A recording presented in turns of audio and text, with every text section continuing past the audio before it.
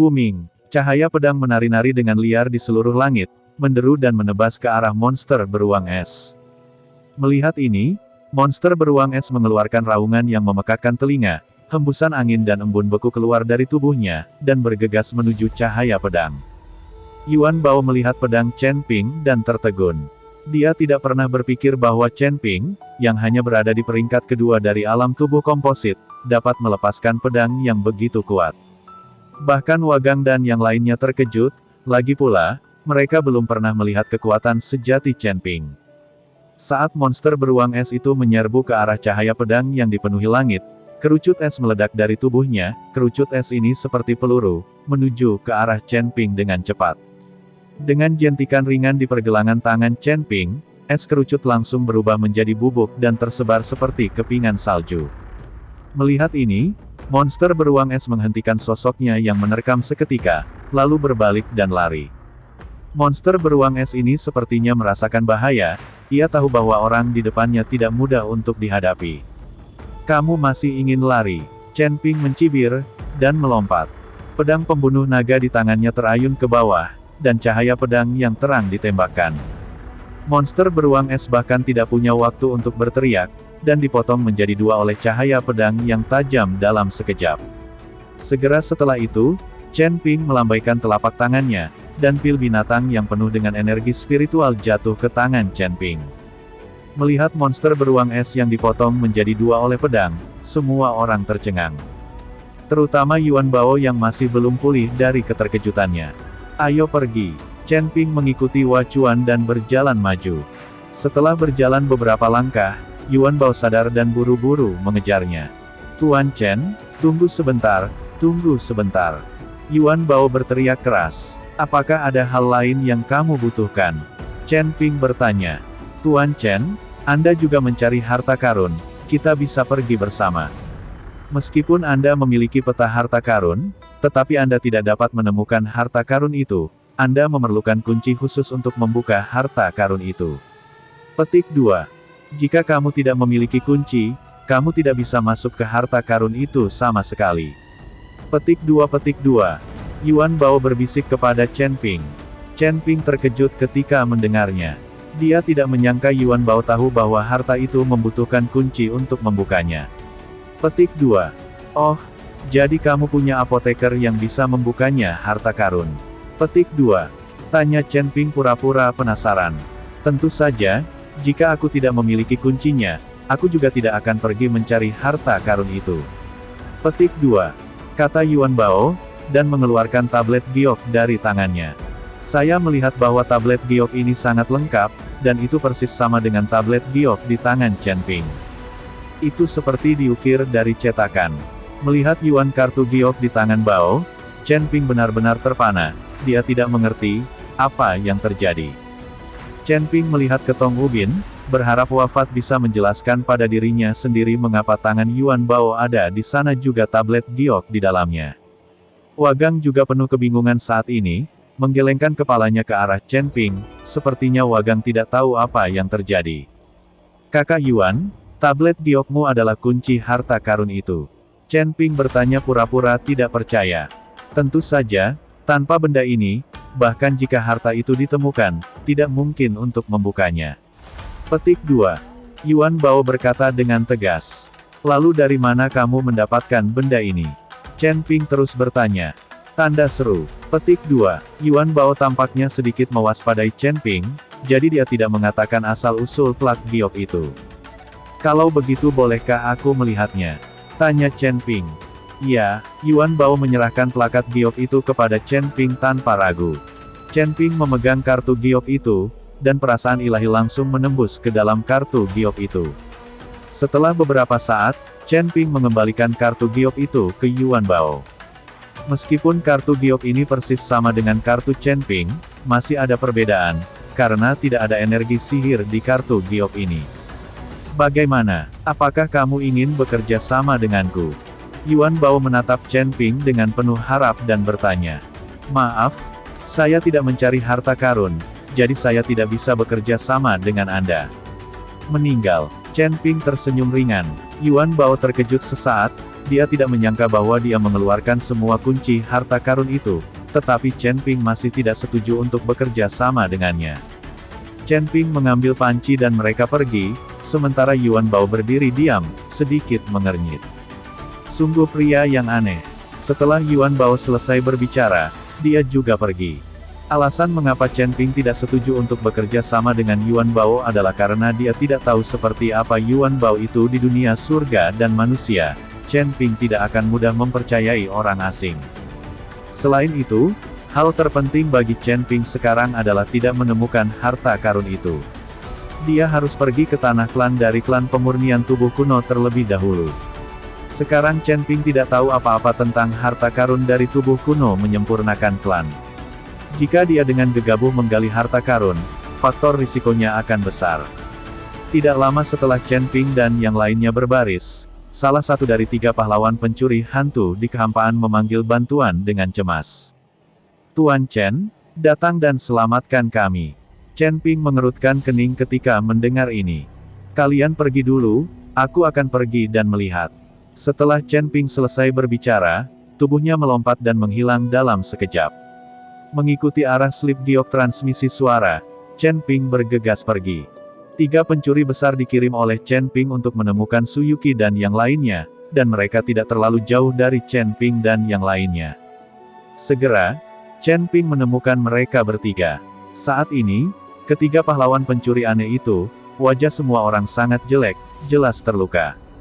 Di depan mereka, seorang gadis dengan mantel kulit beruang putih sedang memegang pedang panjang dan menatap mereka dengan dingin. Pada pedang panjang noda darah merah cerah sudah membeku saat ini. Apa yang terjadi? Chen Ping mengerutkan kening. Tuan Chen, Anda meminta kami untuk mencari 3 gadis, dan kami bertiga mencari kemana-mana, tetapi ketika kami melihat gadis ini di sini, kami berencana untuk naik dan menanyakan apakah itu orang yang Anda cari, orang ini.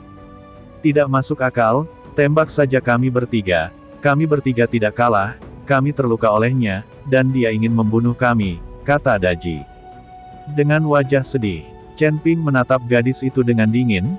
Kekuatan peringkat kelima dari Body Fit Realm, kekuatan seperti itu di usia yang begitu muda, dianggap sangat bagus. Siapa kamu? Mengapa kamu menyerang orang-orangku? Mereka sepertinya tidak memprovokasi kamu. Petik 2. Tanya Chen Ping pada gadis itu dengan wajah muram. Berhentilah berpura-pura, aku tahu kamu pasti di sini untuk fragmen jiwa es. Tapi aku menemukan fragmen jiwa es terlebih dahulu, jadi kamu tidak ingin mengambilnya. Gadis itu menunjuk ke arah Chen Ping dengan pedangnya, kamu adalah hanya alam komposit tubuh kedua. Pin, kalian tidak akan menjadi lawan saya bahkan jika Anda bergabung, saya menyarankan Anda untuk segera pergi dari sini. Tubuhnya untuk membuat Chen Ping dan yang lainnya takut untuk mundur. Merasakan napas ini, 3 penguasa pencuri aneh mau tidak mau mundur, tetapi Chen Ping tampak acuh tak acuh dan tidak peduli sama sekali. Sejauh menyangkut nafas gadis itu, menurut Chen Ping, tidak ada tekanan sama sekali.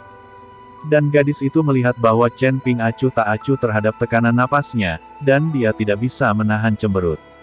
Seorang biksu peringkat kedua dari alam tubuh komposit, tetapi di bawah tekanan napasnya sendiri, wajahnya tenang, yang membuktikan bahwa kekuatan Chen Ping pasti lebih tinggi, mungkin Chen Ping menyembunyikan alamnya sendiri. Ice Soul Fragment. Chen Ping terkejut, tetapi kemudian menjelaskan, saya pikir Anda salah paham, kami tidak tahu apa itu fragmen jiwa es, kami hanya datang untuk mencari seseorang. Juga, kamu terluka parah sekarang, jadi jangan tunggu lagi. Jika kamu tidak menerima perawatan sekarang, kamu mungkin tidak akan hidup lama. Chen Ping sudah bisa merasakan dari aura gadis itu bahwa pihak lain terluka parah, dan dia baru saja menahannya sekarang. Mengikuti kata-kata Chen Ping, ekspresi gadis itu berubah, dan seteguk darah tiba-tiba keluar. Dengan semburan darah, gadis itu juga jatuh ke belakang dengan keras. Melihat ini, Chen Ping segera berjalan cepat untuk mendukung gadis itu, dan kemudian semburan kekuatan spiritual menembus tubuh gadis itu. Setelah beberapa saat, gadis itu perlahan membuka matanya. Ketika dia melihat bahwa dia sedang berbaring di pelukan Chen Ping, dia segera bangkit dan mengikuti Chen Ping untuk menjauhkan diri. Apa yang akan kamu lakukan padaku? Gadis itu panik.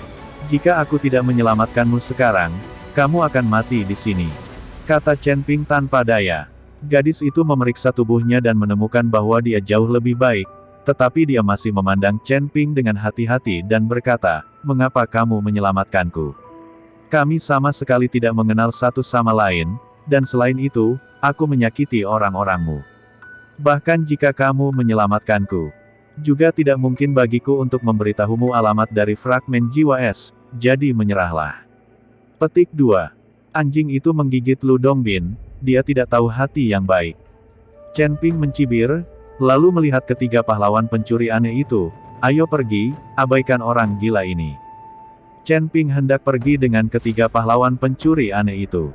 Melihat punggung Chen Ping, gadis itu tiba-tiba memanggil Chen Ping, "Tunggu sebentar. Apa yang ingin kamu lakukan?" Tanda tanya. Aku berkata, "Aku tidak tahu pecahan jiwa es apa itu, bukan untuk merebut darimu, jangan tidak ada habisnya." Chen Ping tampak marah. "Maaf, aku hanya ingin berterima kasih karena telah menyelamatkanku." Gadis itu tampak malu saat ini. "Sama-sama, jangan gigit aku kembali."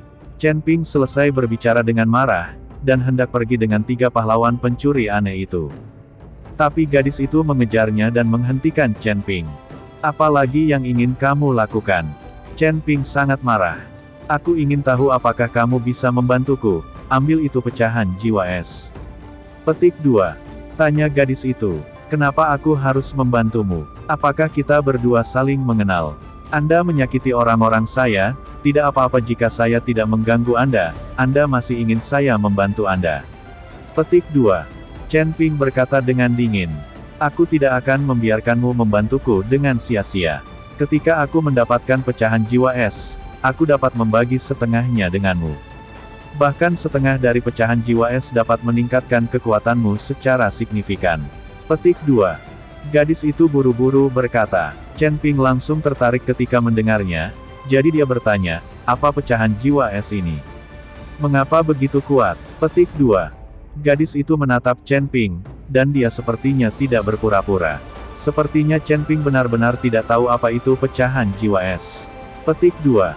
Bagaimanapun, Anda hanya perlu tahu bahwa pecahan jiwa es itu adalah harta karun. Itu juga karena pecahan jiwa es sehingga hal ini terjadi. Petik 2. Gadis itu berkata kepada Chen Ping, "Karena benda ini adalah harta karun, mengapa kamu ingin aku membantumu mendapatkannya? Tidak bisakah kamu mengambilnya sendiri?" Petik 2. Chen Ping bertanya-tanya, "Pecahan jiwa es dijaga oleh monster.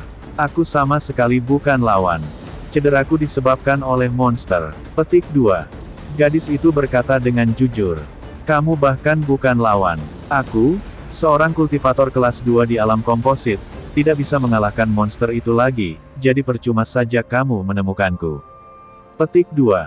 Chen Ping menggelengkan kepalanya. "Kamu tidak harus rendah hati, kekuatanmu harus di atas milikku, kamu pasti menyembunyikan kekuatanmu, jangan berpikir aku tidak tahu." Petik 2.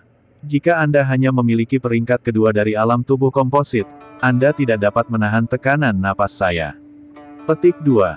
Dan alam ketiga orang ini lebih tinggi dari milikmu, tetapi mereka adalah bawahanmu, dan mereka menghormatimu. Bagaimana ini mungkin? Kamu harus tahu bahwa di dunia surga dan manusia, kekuatan adalah yang paling dihormati. Petik 2. Gadis itu menganalisis satu per satu. Setelah Chen Ping mendengar ini, dia tidak bisa menahan senyum dan berkata, "Analisismu bagus, aku bisa membantumu mendapatkannya." Setelah Chen Ping selesai berbicara, dia melihat ketiga pahlawan pencuri hantu, "Tunggu di sini, yang lain akan segera datang."